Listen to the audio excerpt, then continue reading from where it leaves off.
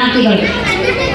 ಇವತ್ತು ಗಣರಾಜ್ಯೋತ್ಸವದ ಶುಭಾಶಯಗಳನ್ನು ತಮ್ಮೆಲ್ಲರಿಗೂ ತಿಳಿಸುತ್ತಾ ಡಾಕ್ಟರ್ ಬಿ ಆರ್ ಅಂಬೇಡ್ಕರ್ ಅವರು ಸಂವಿಧಾನವನ್ನ ರಚನೆ ಮಾಡಿದರು. ಆ ಸಂವಿಧಾನ ರಚನೆ ಮಾಡಿದ್ರಿಂದ ಗಣರಾಜ್ಯೋತ್ಸವ ಆಚರಣೆ ಬಂತು.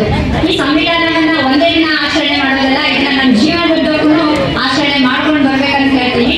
ಈ ಒಂದು ಕೇಂದ್ರ ಶಾಲೆಯಲ್ಲಿ ಕಲಿತಂತಹ ವಿದ್ಯಾರ್ಥಿಗಳೆಲ್ಲರಿಗೂ ಈಗಾಗಲೇ ಒಂದು ದೊಡ್ಡ ಸ್ಥಾನದಲ್ಲಿ ಹುದ್ದೆಯಲ್ಲಿದ್ದು ಭಾರತದ ಉತ್ತಮ ಪ್ರಜೆಗಳಾಗಿ ಹೊರಹೊಮ್ಮ್ಯಾರ.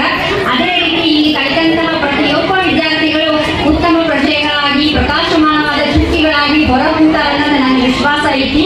ಅದೇ ರೀತಿ ಈ ಒಂದು ಕಾರ್ಯಕ್ರಮಕ್ಕೆ ನನ್ನನ್ನು ಆಹ್ವಾನಿಸಿದ್ದಕ್ಕಾಗಿ ತಮ್ಮೆಲ್ಲರಿಗೂ ಹೃತ್ಪೂರ್ವಕ ಧನ್ಯವಾದಗಳನ್ನು ಹೇಳಲು ಬಯಸುತ್ತೇನೆ. ಶಾಲೆಗೆ ತನ್ನದೇ ಆದಂಥ ಒಂದು ಕೊಡುಗೆ ನೀಡಿರ್ತಕ್ಕಂಥ CC ಕ್ಯಾಮ್ರಾವನ್ನು ಕೊಡುಗೆ ನೀಡಿರ್ತಕ್ಕಂಥ ನಮ್ಮ ಮಗಳಾದಂಥ ಮೇಘನಾ ಸಿದ್ದಪ್ಪ ಮಾದಾರವರು ಹಾಗೂ ಇಲ್ಲಿ ಸೇರಿರ್ತಕ್ಕಂಥ ನಗರದ ಎಲ್ಲ ನನ್ನ ತಂದೆ ತಾಯಂದಿರೇ, ಅಣ್ಣ ತಮ್ಮಂದಿರೇ ಹಾಗೂ ಮುದುಕು ಮಕ್ಕಳೇ, ಎಲ್ಲ ನನ್ನ ಈ ಒಂದು ಶಾಲೆಯ ಎಲ್ಲ ಸಿಬ್ಬಂದಿಗಳೇ, ಎಲ್ಲ ಶಿಕ್ಷಕಿಯರೇ, ಇವತ್ತು ತಮಗೆಲ್ಲ ಗೊತ್ತಿರುವ ಹಾಗೆ ಗಣರಾಜ್ಯೋತ್ಸವ ಅಂದರೆ ಏನು ಮಕ್ಕಳೇ? 1949ರಲ್ಲಿ ಡಾಕ್ಟರ್ ಬಾಬಾ ಸಾಹೇಬ್ ಅಂಬೇಡ್ಕರ್ ಸಾಹೇಬರು ಅಂದಿನ ಸಂವಿಧಾನ ರಚನೆಯ ಕರಡು ಸಮಿತಿಯ ಅಧ್ಯಕ್ಷರಾಗಿ ಆ ಒಂದು ಸಂವಿಧಾನವನ್ನು ಒಂದು ದಿನಕ್ಕೆ 18 ತಾಸು ವಿದ್ಯಾಭ್ಯಾಸ ಮಾಡಿ ದೇಶಗಳನ್ನು ಸುತ್ತಿ ಇವತ್ತು ಸಂವಿಧಾನವನ್ನು ಬರೆದು 1949 ನವೆಂಬರ್ 26ರಂದು ನಮ್ಮ ಭಾರತ ಸರ್ಕಾರಕ್ಕೆ ಸಮರ್ಪಣೆ ಮಾಡುತ್ತಾರೆ. ಅದರ ಮುಂದುವರೆದು 1950 ಜನವರಿ 26ರಲ್ಲಿ ಭಾರತ ಸರ್ಕಾರ ಅದನ್ನು ಜಾರಿಗೊಳಿಸಿರುತ್ತೆ. ಅದೇ ಇವತ್ತು ಗಣರಾಜ್ಯೋತ್ಸವ ಬಂದಿದೆ. ಇವತ್ತು ನಮ್ಮ ದೇಶಕ್ಕೆ ಸ್ವತಂತ್ರ 1947ರಲ್ಲಿ ಸಿಕ್ಕಿದ್ರು ಕೂಡ ದೇಶದಲ್ಲಿರ್ತಕ್ಕಂಥ ಈ ಪ್ರಜಾಪ್ರಭುತ್ವ ಆಡಳಿತದ ವ್ಯವಸ್ಥೆ, ಪ್ರಜಾಪ್ರಭುತ್ವ ಒಂದು ಎಲ್ಲ ಮನುಷ್ಯರಿಗೆ ತಮ್ಮದೇ ಆದಂಥ ಒಂದು ಹಕ್ಕನ್ನು ಚಲಾಯಿಸಲಿಕ್ಕೆ ಸ್ವಾತಂತ್ರ್ಯ, ಸಮಾನತೆ, ಸಹೋದರತ್ವವನ್ನು ಕಲ್ಪಿಸಿಕೊಟ್ಟಿದ್ದು ಈ ಸಂವಿಧಾನ. ಅದು ಡಾಕ್ಟರ್ ಬಾಬಾ ಸಾಹೇಬ್ ಅಂಬೇಡ್ಕರ್ ಸಾಹೇಬರು ಬಂಧುಗಳು. ಅದೇ ಇವತ್ತು ಜನವರಿ 26ರಂದು 1950 ಜಾರಿಗೊಳಿಸಿರುತ್ತೆ. ಅದೇ ಗಣರಾಜ್ಯೋತ್ಸವ, ಅದು ಪ್ರಜಾಪ್ರಭುತ್ವ ಅಂತೇಳಿ ಹೇಳಲಿಕ್ಕೆ ಬಯಸ್ತೇವೆ. ಮಕ್ಕಳೇ ಹಾಗೂ ಬಂಧುಗಳೇ, ತಮಗೆಲ್ಲ ಗೊತ್ತಿರುವ ಹಾಗೆ ನಮ್ಮ ಈ ಕೇಂದ್ರ ಶಾಲೆಯನ್ನು ಕೇಳಬೇಕಂದ್ರೆ ನಾವು ಕೂಡ ಇಲ್ಲೇ ಓದಿ ಬೆಳೆದಿರ್ತಕ್ಕಂಥವ್ರು ಮತ್ತು ಇದೇ ಶಾಲೆಯಲ್ಲಿ ಆಡಿ ಬೆಳೆದಿರ್ತಕ್ಕಂಥವ್ರು.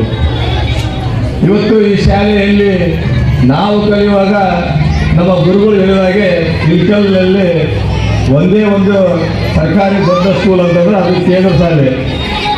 ಅವತ್ತಿನ ಆ ಒಂದು ವಿದ್ಯಾರ್ಥಿಗಳ ಸಂಖ್ಯೆ ನೋಡಿದ್ರೆ ಗುಬೆ ಅಂತಿಲ್ಲ. ಶಾಲೆ 9 ಗಂಟೆಗೆ ರೆಸ್ಟ್ ಬಿಟ್ಟಿದ್ದು ಊಟಕ್ಕೆ. ಅವಾಗ 12 ಗಂಟೆಗೆ ನಾವು ಶಾಲೆ ಬಿಟ್ಟಾಗ ಈ ರೋಡ್ನಲ್ಲಿ ಹೋಗಕ್ಕೆ ಜಾಗ ಇರ್ತಿಲ್ಲ, ಅಷ್ಟು ಸಂಖ್ಯೆ ಇರ್ತಿತ್ತು. ಅಂಥ ಒಂದು ಶಾಲೆ ಇಡೀ ಇಲ್ಕಲ್ಲಿಗೆ ಒಂದು ಮಾದರಿಯಾಗಿರ್ತಕ್ಕಂಥದ್ದು. ಇವತ್ತು ಈ ಶಾಲೆಯಲ್ಲಿ ಓದಿರ್ತಕ್ಕಂಥದ್ದು IAS, IPS ಮತ್ತು ಕೋರ್ಟ್ ಜಡ್ಜ್ಗಳು ಮತ್ತು ರಾಜಕೀಯ ರಂಗದಲ್ಲಿ ಹೇಳಿದ್ರು, ಧಾರ್ಮಿಕ ಕ್ಷೇತ್ರದಲ್ಲಿ ಹಲವಾರು ಕ್ಷೇತ್ರದಲ್ಲಿ ಉನ್ನತ ಸ್ಥಾನದಲ್ಲಿಯೂ ಕೂಡ ಇದ್ದಾರೆ. ಅದಕ್ಕೆ ಕಾರಣ ಏನಂದ್ರೆ ಈ ಶಾಲೆಯಲ್ಲಿ ನಮ್ಮ ಎಲ್ಲರಿಗೆ ಪಾಠ ಮಾಡತಕ್ಕಂಥ ಎಲ್ಲ ಮುಖ್ಯ ಗುರುಗಳು, ಎಲ್ಲ ಶಿಕ್ಷಕಿಯರು. ಇವತ್ತು ನಮಗೆಲ್ಲರಿಗೆ ಈ ನಗರದಲ್ಲಿರ್ತಕ್ಕಂಥ ನಮ್ಮೆಲ್ಲ ಬಂಧುಗಳಿಗೆ ಒಂದು ಆತಂಕ ಕಾಡಿತ್ತು. ಏನಂದ್ರೆ ಶಾಲೆ ಭಾಳಷ್ಟು ಹದಗೆಟ್ಟಿದೆ, ಶಾಲೆಯಲ್ಲಿ ಯಾವುದೇ ವಿದ್ಯಾರ್ಥಿಗಳು ಇಲ್ಲ, ಇಲ್ಲೇ ಒಂದು ಒಳ್ಳೆಯ ಶಿಕ್ಷಣ ನಡೀತಾ ಇಲ್ಲ, ಕ್ಲಾಸ್ಗಳು ನಡೀತಾ ಇಲ್ಲ, ಎಲ್ಲಿ ಶಾಲೆ ಮುಚ್ಚಿ ಹೋಗುತ್ತೆ ಅನ್ನುವಂಥ ಒಂದು ಆತಂಕದಲ್ಲಿ ನಾವೆಲ್ಲರಿದ್ವಿ. ಆದರೆ ನಾವು ನಮ್ಮ ಜೋಗಿ ಗುರುಗಳಿಗೆ ಎಷ್ಟು ಧನ್ಯವಾದಗಳು ಹೇಳಿದ್ರೆ ಸಾಲೋದಿಲ್ಲ. ಅದರ ಜೊತೆಗೆ ನಮ್ಮ ಬೆಂಗಳೂರು ಹೈಕೋರ್ಟ್ ಜಡ್ಜ್ ಅಂಚೇತಿ ಅವರು ಕೂಡ ಅವ್ರಿಗೆ ನಾವು ನಿಮ್ಮೆಲ್ಲರ ಪರವಾಗಿ ನಮ್ಮ ಓಲಿ ಪರವಾಗಿ ಧನ್ಯವಾದಗಳು ಹೇಳಲೇಬೇಕು ಅವರಿಗೆ.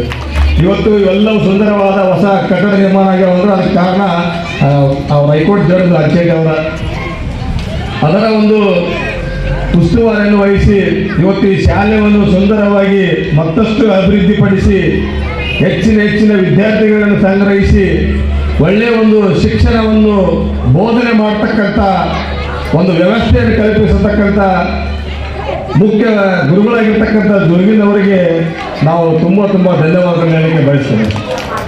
ಗುರುಗಳೇ, ಈ ಶಾಲೆಯ ವಿಷಯವಾಗಿ ಯಾವುದೇ ಸಂದರ್ಭದಲ್ಲಿ ಯಾವುದೇ ಸಮಯದಲ್ಲಿ ನಮ್ಮ ಸಹಕಾರ ಖಂಡಿತವಾಗಿ ಇದ್ದೇ ಇರುತ್ತೆ.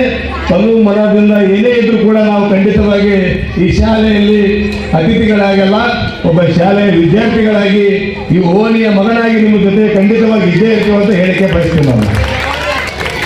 ಯಾಕಂದ್ರೆ ಇಲ್ಲಿ ಕೇಳ್ತಕ್ಕಂಥ ಎಲ್ಲ ನಮ್ಮ ಸುತ್ತಮುತ್ತಲಿರ್ತಕ್ಕಂಥ ನಮ್ಮೆಲ್ಲ ಬಂಧುಗಳ ನಮ್ಮ ಮಕ್ಕಳೇ. ಯಾಕಂದ್ರೆ ಎಲ್ಲ ಬಡ ಕುಟುಂಬದಿಂದ ಬಂದಿರತಕ್ಕಂಥವ್ರು. ಬೇರೆ ಪ್ರೈವೇಟ್ ಸ್ಕೂಲಿಗೆ ಹೋಗಿ ಉನ್ನತ ಶಿಕ್ಷಣವನ್ನು ಒಳ್ಳೆ ಶಿಕ್ಷಣವನ್ನು ಪಡ್ಕೊಳ್ಳಿಕ್ಕೆ ಆಗೋದಿಲ್ಲ.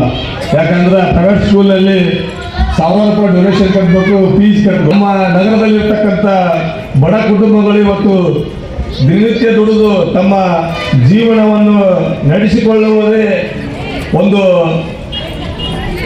ಸಂದರ್ಭ ಬಂದಿರತಕ್ಕಂಥ ಪರಿಸ್ಥಿತಿಯಲ್ಲಿ ಇವತ್ತು ಅವರು 1000 ರೂಪಾಯಿ ಡೊನೇಷನ್ ಕೊಟ್ಟು ಪ್ರೈವೇಟ್ ಸ್ಕೂಲಲ್ಲಿ ಓದಿಸೋಕ್ಕಾಗೋದಿಲ್ಲ.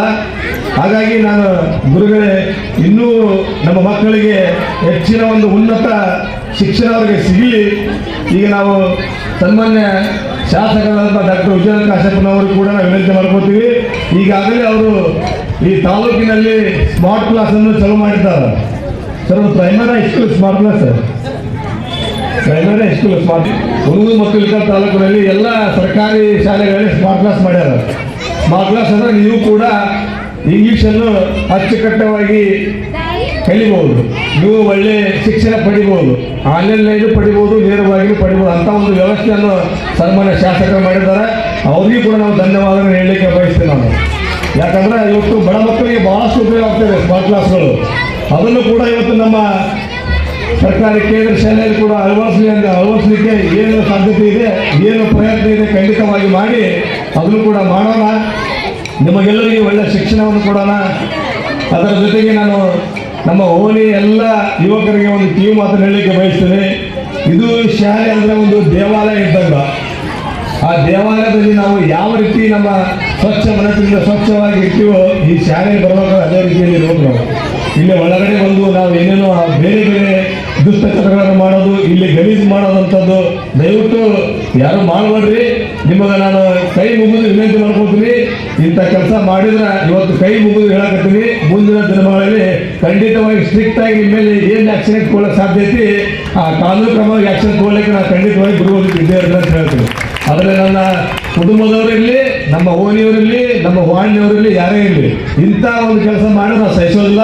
ಯಾಕಂದ್ರೆ ಇಲ್ಲಿ ಒಂದು ಏನೋ ಕಷ್ಟಪಟ್ಟು ಒಳ್ಳೆಯ ಒಂದು ಶಾಲೆಯನ್ನು ಮಾದರಿ ಶಾಲೆಯನ್ನು ಮಾಡಿದ್ದಾರೆ. ಇಲ್ಲಿರ್ತಕ್ಕಂಥ ನಮ್ಮ ಮಕ್ಕಳಿಗೆ ಒಳ್ಳೆಯ ಶಿಕ್ಷಣವನ್ನು ಕೊಡ್ತಾ ಇದ್ದಾರೆ. ಅದಕ್ಕೆ ನಾವು ಸಾಧ್ಯವಾದರೆ ಬೆಂಬಲಿಸಬೇಕು, ಇಲ್ಲವಾದರೆ ಸುಮ್ಮನೆ ಇರಬೇಕು. ಆದರೆ ಇಲ್ಲಿ ಬಂದು ಅದನ್ನು ಅಧಿಗರಿಸುವಂಥ ಕೆಲಸ ಮಾಡಬಾರ್ದು ಅಂತ ಹೇಳಿ ನಮ್ಮ ಯುವಕ ಮಿತ್ರರಿಗೆ ಹೇಳ್ತೀನಿ. ಖಂಡಿತವಾಗಿ ಗುರುಗಳೇ, ಇಲ್ಲಿ ಯಾವುದೇ ಇನ್ನು ಮುಂದೆ ಅಂತ ಅಹಿತಕರ ಘಟನೆಗಳು ನಡೆಯೋದಿಲ್ಲ. ಖಂಡಿತವಾಗಿ ನಾವೆಲ್ಲರೂ ನಮ್ಮ ಯುವಕರಾತು, ನಮ್ಮ ಓಣಿ ಹಿರಿಯರಾತು ಎಲ್ಲರೂ ಕೂಡಿ ಈ ಶಾಲೆಗೆ ಏನು ಮಾಡಲಿಕ್ಕೆ ಸಾಧ್ಯತೆ ನಿಮ್ಮ ಜೊತೆಗೆ ನಾವು ಖಂಡಿತವಾಗಿ ಇರ್ತೀವಿ. ಈಗಾಗಲೇ ನಮ್ಮ ಮೇಘಾ ಅವರು CC ಕ್ಯಾಮ್ರಾ ಕೊಡ್ಸ್ಯಾರ. CC ಕ್ಯಾಮ್ರಾ ಎಲ್ಲ ಕಡೆ ಕುಂದ್ಸ್ಯಾರ. ಈಗ CC ಕ್ಯಾಮ್ರಾ ಚಲೋ ಐತಿ. ಯಾರಾದರೂ ಸರ ಅಂತ ಏನಾದ್ರು ಕಂಡು ಬಂದರೆ ಇಮಿಡಿಯೇಟ್ಲಿ ಸ್ಟೇಷನ್ಗೆ ಫೋನ್ ಮಾಡಿರಿ, ಇಲ್ಲ ನಮಗೆ ಫೋನ್ ಮಾಡಿರಿ. ಅವ್ರ ಮೇಲೆ ಯಾರೇ ಇರಲಿ ಆ್ಯಕ್ಷನ್ ತೊಗೊಳ್ಳೋದು. ಇಂಥವು ಆಗಂತ ಭಾವಿಸ್ತೀನಿ. ದೇಶವನ್ನು ಕಟ್ಟುವಂಥ ನಿಟ್ಟಿನಲ್ಲಿ ಈ ದೇಶದ ಶಕ್ತಿ, ಈ ದೇಶದ ಆಸ್ತಿ, ಇಂದಿನ ಮಕ್ಕಳೇ ಈ ದೇಶದ ಮುಂದಿನ ಆಸ್ತಿ, ಮುಂದಿನ ಶಕ್ತಿ ಅಂತ ಹೇಳಕ್ಕೆ ಬಯಸ್ತೇನೆ. ಇವತ್ತು ಈ ದೇಶದಲ್ಲಿ ತಾವೇನಾದರೂ ಸಾಧನೆ ಮಾಡಬೇಕಾಗಿದ್ರೆ ಅಂತ ಅಂದ್ಕೊಂಡಿದ್ರೆ ಅದು ಖಂಡಿತವಾಗಿ ಸಾಧ್ಯ ಆಗುತ್ತೆ. ಅದು ಶಿಕ್ಷಣದಿಂದ ಮಾತ್ರ. ಅದಕ್ಕೆ ತಾವೆಲ್ಲರೂ ತಮ್ಮ ಬಹಳಷ್ಟು ಸಮಯವನ್ನು ಕೊಟ್ಟು ಶಾಲೆಗಳಿಗೆ ರಜೆ ಹಾಕದೆ, ಶಾಲೆಗಳನ್ನು ಬಿಡಲಾರದೇ ತಾವು ಶಿಕ್ಷಣವನ್ನು ಪಡೆದು ಒಳ್ಳೆಯ ವಿದ್ಯಾರ್ಥಿಗಳಾಗಿ ಈ ಶಾಲೆಗೆ ಒಂದು ಕೀರ್ತಿ ತರಬೇಕು, ನಮ್ಮ ಈ ಓಣಿಗೆ ಈ ನಗರಕ್ಕೆ ಒಂದು ಕೀರ್ತಿ ತರಬೇಕಂತ ಹೇಳಿ ತಮ್ಮ ಎಲ್ಲ ಪಾಲಕರು ಬಂದಿದ್ರಿ.